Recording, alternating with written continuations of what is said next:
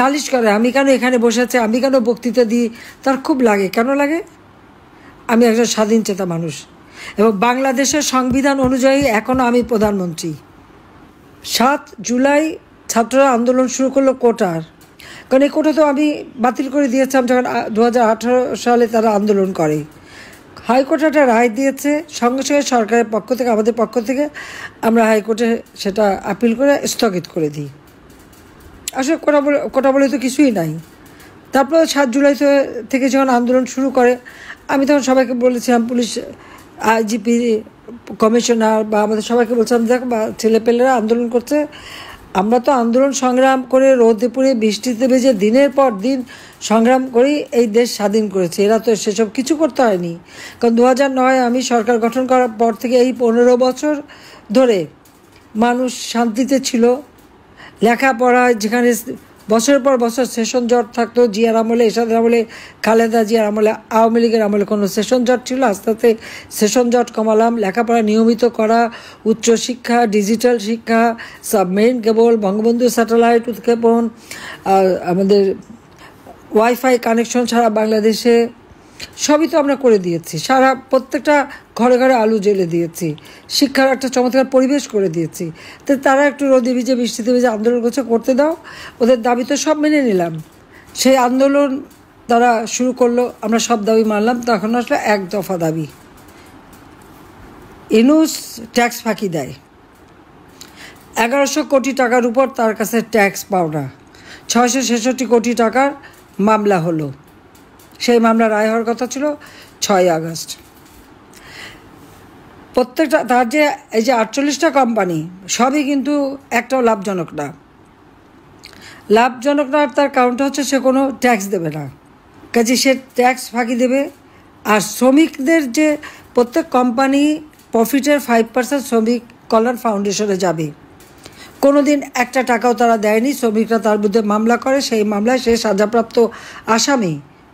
Doctor Yunus convicted আসামি, সাজাপ্রাপ্ত আসামি, সেটা আবার লেবার কোর্টে।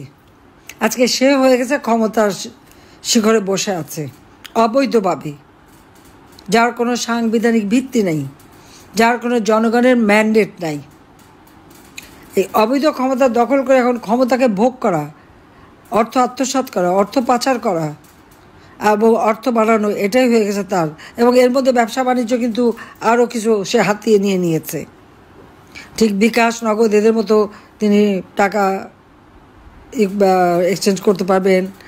তারপরে হাসপাতাল করবে, এটা করবে, সেটা করবে, নানা ব্যবসা ইতিমধ্যে এই কয় মাসের মধ্যে তিনিও যেমন হাত দিয়ে নিয়েছেন, আবার তার ওই সমন্বয়ক গোষ্ঠী তারাও আপনারা দেখেন, ওই তার সেই প্রেস সেক্রেটারি থেকে শুরু করে তার সাথে যারা শত শত কোটি টাকার মালিক হয়ে গেছে তার ইতিমধ্যেই।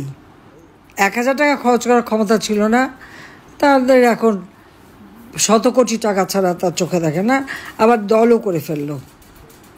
এইভাবে একটা দেশকে যে তারা ধ্বংসের দিকে নিয়ে গেল এবং পুরো দেশটা একটা জঙ্গি। আজকে যেখানে আমি কথা বলি, আমার আওয়ামী লীগের অগণিত নেতা কর্মী ঘর বাড়ি ব্যবসা প্রতিষ্ঠান সব একে একে ধ্বংস করে দিচ্ছে।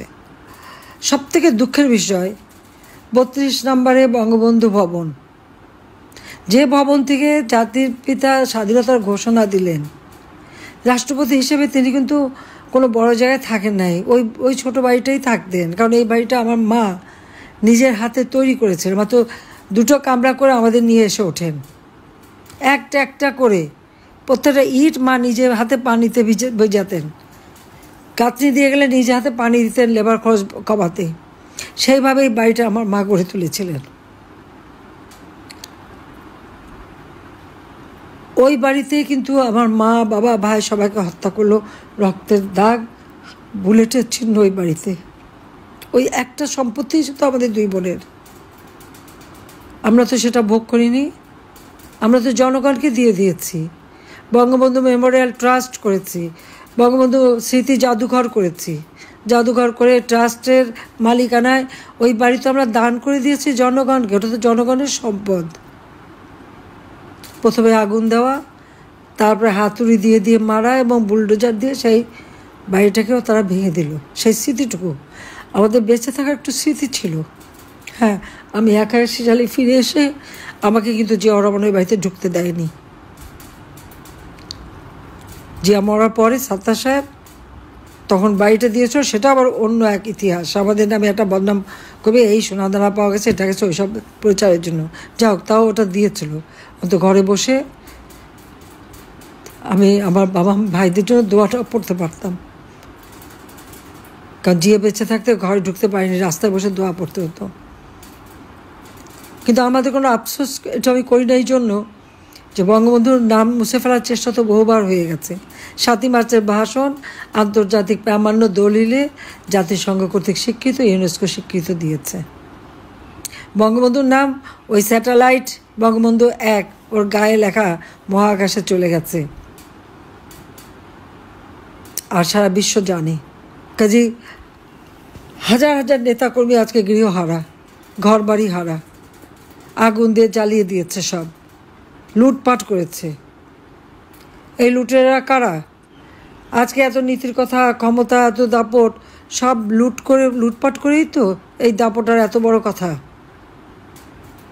তো লুটেরাদের রাজত্ব চলছে, এবং ইউনূস হলো সেই লুটেরাদের সর্দার। আওয়ামী লীগের যে কয়েক হাজার নেতা কর্মীকে হত্যা করেছে, শুধু নেতা শুধু না, তার পরিবার সহ। ছেলেকে পায়নি, মাকে নামাজ পড়া অবস্থায় মার মাথায় আঘাত করে মাকে মেরেছে, মা চাচি একসাথে থেকে তাদের পুড়িয়ে মেরেছে, বাবাকে ধরে মেরেছে, অসুস্থ বাবার গায়ে হাত তুলেছে, অপমান করেছে। আওয়ামী লীগের নেতাকর্মীরা ৩২ সময় ফুল দিতে গেছে, এমনভাবে তাদের বেজ্জুতি করেছে এবং অত্যাচার করেছে যে পরবর্তীতে তাদের মৃত্যুবরণ করেছে। এই কারাগারে, বগুড়া কারাগার, সব কারাগারই তো প্রায় ১১ জন তারা জেল হত্যা করেছে। আর এমন কালকে আমি কদিন সমস্ত জেলা যেখানে যেখানে কথা বলছি, একই চিত্র। আওয়ামী লীগের নেতাকর্মীদের ঘর বাড়ি জ্বালানো প্রাণ, সকলের বিরুদ্ধে মামলা, আর হত্যা মামলার তো সীমাই নাই। ডক্টর ইউনূস আমার বিরুদ্ধে ২৮৮টা মামলা দিয়েছে, এবং গোটা আওয়ামী লীগের যত নেতাকর্মী, আমাদের ১৪ দলীয় নেতাকর্মী মিলিয়ে না হলেও ৬০ থেকে ৭০ হাজার মামলা সে দিয়েছে। এবং এজাহারভুক্ত আসামি, আর তার সাথে যদি আমরা অজ্ঞাতনামা ধরি, না হলে ৫ লাখ লোকের আসামি করেছে। এখন ইউনূসের নাম আমার গিনিস বুক অফ রেকর্ডে দিলে সে নামটা উঠবে, কারণ কোনো শাসক এত দ্রুত সময় এত মামলা দেওয়া, এত মানুষ হত্যা করা, প্রায় ৩,০০০-এর মতো পুলিশ হত্যা, আমাদের প্রায় ৩-৪ হাজার আওয়ামী লীগ নেতাকর্মী তাদেরকে হত্যা করেছে, আহত করেছে, এতিম করেছে বা সন্তানহারা করেছে।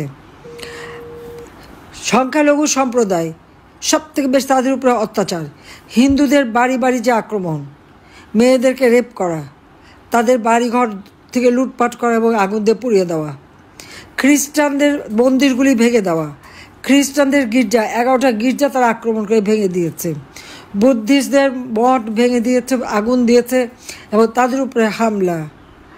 এমনকি আমাদের ওলামা মাশায়েখ, পীর, দরগা শরীফ, সেগুলো এদের হাত থেকে রেহাই পায়নি। কতগুলি দরগা শরীফ আপনারা দেখেন, সব ভেঙে টেঙে চুরমার, লুটপাট। ওলামা মাশায়েখদের বিরুদ্ধে অনেকের বিরুদ্ধে মামলা, তাদের উপরেও নির্যাতন। সেখানে মসজিদ, দরগা, কোনো কিছুই তো বাদ যায়নি। সংখ্যালঘু সম্প্রদায়, এমনকি আমাদের যারা যারা আছে তাদের উপর পর্যন্ত হামলা করেছে। তারা কি চায় দেশটাকে নিয়ে? এবারে প্রায় ১১০০-র মতো শিল্প কলকারখানা বন্ধ, এবং আওয়ামী লীগের নেতাদের বহু শিল্প কলকারখানা আগুন দিয়ে পুড়িয়েছে বা ধ্বংস করে দিয়েছে বা বন্ধ করে দিয়েছে। হাজার হাজার লক্ষ লক্ষ শ্রমিক বেকার। এবারে ঈদের আনন্দ কোথায় থাকবে? ঈদের যাতায়াতের ভিড় কোথায় থাকবে? চোখের পানি, শ্রমিকের চোখের পানিতে ভরা ঈদ। দিনমজুর যা কামাই করতো আওয়ামী লীগের আমলে, অন্তত তারা 3 বেলা খাবার কিনতে পারতো, থাকার জায়গা পেতো, কিছু টাকা থাকতো। আর এখন একবেলাও খাবার জোটাতে পারে না। সারের দাম, সেচের পানি কৃষক পায় না, বীজ পায় না। আমরা যে সমস্ত ভর্তুকি যা যা দিয়েছি সব বন্ধ। বয়স্ক ভাতা, বিধবা ভাতা, প্রতিবন্ধী ভাতা সব বন্ধ। এসব টাকাগুলি গেল কোথায়? 1 কোটি পরিবারের 1 কোটি পরিবারের আমরা টিসিবির মাধ্যমে কার্ড দিয়েছি, মাত্র 30 টাকা কেজিতে চাল কিনতে পারবে। সেটাও ঠিকমতো দেয়নি, তাও নাম কেটে দিয়েছে। তা বাকি টাকা কোথায় গেল? তার জবাব ইউনূসকে দিতে হবে, তার ওই সমন্বয়কারীদের দিতে হবে। সংসদ ভবন, আমাদের সচিবালয় আগুন লাগে কিভাবে? সচিবালয়ে আগুন লাগালো কারা? সংসদ ভবন ভেঙে তছনছ করে কারা? এই ইউনূসের তো সেই মেটিকুলাস ডিজাইনেরই তো এটা অংশ। গণতন্ত্র ধ্বংস করেছে, সাংস্কৃতিক স্বাধীনতা নাই মানুষের, সামাজিক নিরাপত্তা নাই, মাথাপিছু আয় কমে গেছে, পেটে খাবার নাই। এবার আবারও মনে হয় যে আমরা যে দেশটাকে আমরা খাদ্যের স্বয়ংসম্পূর্ণ করেছিলাম, আজকে সেই দেশেরও আজ 12টা বাজাচ্ছে। এই যে মানুষের এতগুলি ক্ষতি সে করে গেছে, এটাকে তাকে কি এমনি ছেড়ে দেওয়া হবে? সে কি ভেবেছে কি? নালিশ করে আমি কেন এখানে বসে আছি, আমি কেন বক্তৃতা দিই, তার খুব লাগে। কেন লাগে? আমি একজন স্বাধীন চেতা মানুষ এবং বাংলাদেশের সংবিধান অনুযায়ী এখনও আমি প্রধানমন্ত্রী। হ্যাঁ, ইউনূস চক্রান্ত করেছে, আমাকে হত্যার চেষ্টা করেছে। আল্লাহ আমাকে প্রত্যেকবার বাঁচায়। গ্রেনেড হামলা থেকে বাঁচিয়েছে, 76 কেজি বোমা হামলা থেকে বাঁচিয়েছে, গুলির থেকে বাঁচিয়েছে। এবারও ইউনূসের চক্রান্তের হাত থেকে আল্লাহই আমাকে ওখান থেকে বাঁচিয়ে এনেছে। আল্লাহ যখন আমাকে বাঁচায়, আমি বিশ্বাস করি আমাকে দিয়ে আরও কিছু ভালো কাজ করাবে। সেই কাজটা করাবে বলেই আমাদের 2 বোনকে বাঁচিয়ে রেখেছে। এখানে ইউনূস কিছুই করতে পারবে না, বরং তার বিচার হবে বাংলাদেশে। আর ওই যে লুটেরা, জঙ্গি, সন্ত্রাসী এবং তার ওই সমন্বয়কারী যারা এই সমস্ত আমাদের একটা আওয়ামী লীগ নেতাকর্মী সহ গ্রামের পর গ্রাম, জেলা, উপজেলায় যেখানে যেখানে তার এজেন্ট আছে, সব জায়গায় আমি জানি। সে টাকা দিয়ে এজেন্ট রাখে, তাদের দিয়ে খোঁজ নেয় এবং তাদের দিয়ে এই ধ্বংসযজ্ঞ হত্যাকাণ্ড চালায়। আবার কেউ লুকিয়ে থাকলে ধরিয়ে দিলে তারপর পুরস্কারও দেয়। ইউনূসের সে ব্যবস্থাও আছে, সেটাও আমি জানি। তার চক্রান্ত আমি বহু আগে থেকে সবাইকে বলেছি, বিশ্বাস করেনি। যখন থেকে পদ্মা সেতুর টাকা সে বন্ধ করালো, তখন থেকে আমি বলেছি। এবং তার দুর্নীতির বিরাট ক্ষতি আমার নিজের কাছেই আছে। আমি সমস্ত ডাউনলোড করে নিয়ে নিয়েছি এবং এখন পড়ে পড়ে আমি দেখি যে কত হাজার কোটি টাকা সে বানিয়েছে বিদেশে। সে কোথায় এত টাকা পেল? 9 কোটি টাকা দিয়ে গুলশানে সে রোড নাম্বার 84-তে ফ্ল্যাট কেনে। প্যারিসে তার বিশাল বিলাসবহুল ফ্ল্যাট। শোনা যাচ্ছে, লোকের কাছে শুনেছি 2 বিলিয়ন টাকা নাকি প্যারিসে সে বিনিয়োগ করেছে। ও টাকা বাংলাদেশে কেন বিনিয়োগ করেনি? বাংলাদেশে কেন করেনি? সে টাকা তো বাংলাদেশের গরিবরে ক্ষুদ্র ঋণ দিয়ে মোটা অঙ্কের সুদ খেয়ে সে আজকে শত হাজার কোটি টাকার মালিক। কাজে এর হাত থেকে, জঙ্গি সন্ত্রাসী ইউনূসের হাত থেকে দেশকে রক্ষা করতে হবে। কারণ সে জঙ্গিদের মদত দিয়ে জঙ্গির রাষ্ট্র বানিয়েছে। যে বাংলাদেশ ছিল শান্তির দেশ, উন্নয়নের দেশ, যে বাংলাদেশ উন্নয়নের রোল মডেল হিসেবে বিশ্বের সম্মান পেয়েছিল, সমস্ত সম্মান সে নষ্ট করে দিয়েছে। মুক্তিযুদ্ধের সমস্ত স্মৃতিচিহ্ন মুছে দিচ্ছে, বঙ্গবন্ধুর নাম মুছে দিচ্ছে। এই নাম হাজার মুছুক, ওই পাপীদের হাতে এই নাম মুছলে সেই নাম মোছা যাবে না। এটা আছে বাংলাদেশের মানুষের হৃদয়, থাকবে চিরদিন। কিন্তু আল্লাহ নিশ্চয় একদিন দিন দেবে ওই খুনি ইউনূস এবং তার যারা দোসর আছে, তার ওই সন্ত্রাসী গ্যাং, তার ওই সমন্বয়কারী থেকে শুরু করে উপদেষ্টা থেকে শুরু করে যারা যারা তার মদতদানকারী, প্রত্যেকের বিচার বাংলার মাটিতে হবে ইনশাল্লাহ।